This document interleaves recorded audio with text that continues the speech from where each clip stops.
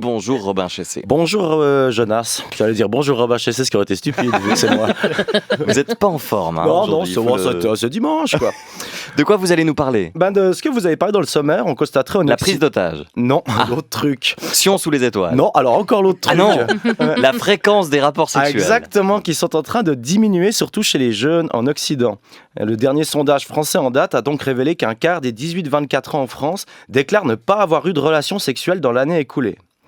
Et j'ai envie de dire, bon, c'est pas dingue. Moi, quand j'avais 18 ans, comme la plupart des gars à cet âge-là, j'avais pas une vie sexuelle trépidante. Enfin, je suis honnête. Jonas Schneider, vous, à 19 ans, avec ce grand corps tout long, votre vie, c'était pas celle de Berlusconi.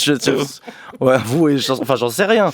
Mais c'est fou, tous ces gens pas jeunes qui ont apparemment une vie sexuelle absolument dingue. Oui. Elles sont choquées. Ce qui m'amuse encore plus, c'est les conclusions tirées du fait que les relations sexuelles des jeunes diminuent.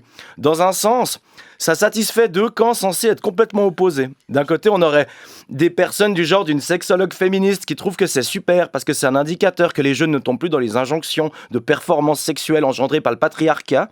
Puis d'un autre côté, il y a un peu une satisfaction de gens plus âgés parce que, ouf, au moins les jeunes non plus, ils baissent plus.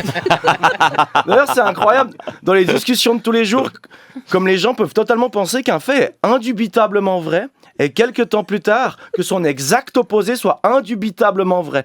Je veux dire, comment on a pu passer de les jeunes maintenant, à 13 ans, ils ont déjà fait des tournantes à l'école, à les jeunes maintenant, ils baissent plus. C'est bizarre quand même. Enfin, si ça a un sens, pouvoir se rassurer de ne plus être jeune, mais au moins, à l'époque où on l'était, c'était mieux que maintenant.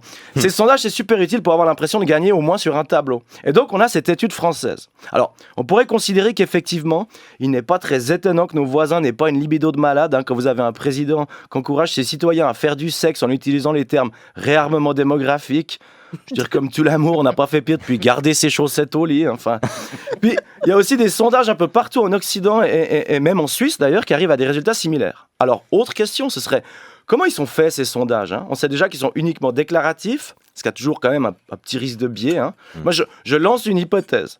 Mais on pourrait envisager que si les jeunes déclarent avoir moins de relations sexuelles que ceux qui répondaient à ces sondages il y a 20 ans, mais c'est peut-être juste que les jeunes des années 2000, ils ont rajouté un peu, je sais pas, et que ceux de maintenant, ils ont beaucoup moins besoin de mitonner. Et peut-être que c'est parce que justement, ils ont une vie sexuelle plus remplie, puis qu'ils n'ont pas besoin d'exagérer par peur d'être jugés. Enfin, c'est une théorie.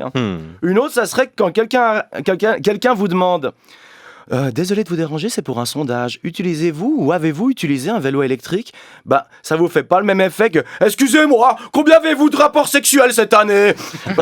Vous pouvez pas me faire croire que tous les sondages ont la même portée sur leur interlocuteur. Je veux dire, ça touche à l'intimité des gens, c'est compliqué. Comment on mesure ça avec certitude ? Puis franchement, moi j'ai un truc qui m'intrigue. Les gens qui font des recherches à propos de la sexualité des autres, mais excuse-moi, c'est un peu bizarre quand même. Enfin, je sais pas, je pense qu'ils étaient moins occupés à faire des sondages, peut-être qu'ils baiseraient un peu plus. Enfin, c'est bizarre. Au-delà de ça, je conçois tout à fait les résultats des recherches. Le monde évolue, c'est un constat qui a déjà été fait depuis longtemps que plus les sociétés sont développées, plus les rapports sociaux et sexuels diminuent. On va bien finir par devenir le Japon, on le sait. Mais dans les interprétations des chiffres, on peut quand même questionner un peu la chose. Je veux dire, un exemple. Il y a une étude américaine de 2019 qui a sorti que 36% des moins de 40 ans préfèrent Netflix plutôt qu'avoir une relation sexuelle. Mais qu'est-ce que ça veut dire ? Enfin, ça peut pas être un absolu. Comment ils ont posé la question ? Est-ce qu'ils ont demandé « Vous préférez regarder Netflix ou une relation sexuelle ?» Enfin, je veux dire, j'imagine que ça influence la réponse. Puis accessoirement, en plus, non mais paniquer pour des résultats comme ça. 36% qui disent ça. Ça veut quand même dire qu'il y a 64% qui disent l'inverse. J'ai l'impression que le ratio me paraît correct pour pas trouver que les gens sont devenus des robots, il me semble quand même.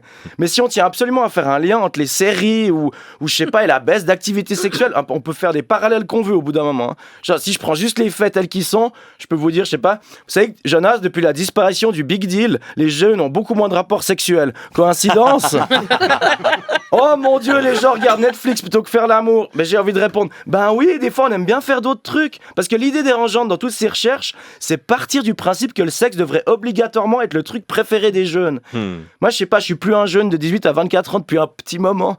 Et ça m'est arrivé plein plein de fois dans ma vie, je sais pas, de rester boire des bières avec des copains plutôt qu'aller coucher avec quelqu'un. Ça veut pas dire qu'on aime pas le sexe. C'est juste que c'est pas obligatoire, que ça prime surtout. Et ça serait même plutôt inquiétant de vivre dans une société où les gens seraient obsédés par le sexe chaque seconde de leur existence. Alors au final, sondez un peu moins et ayez du plaisir.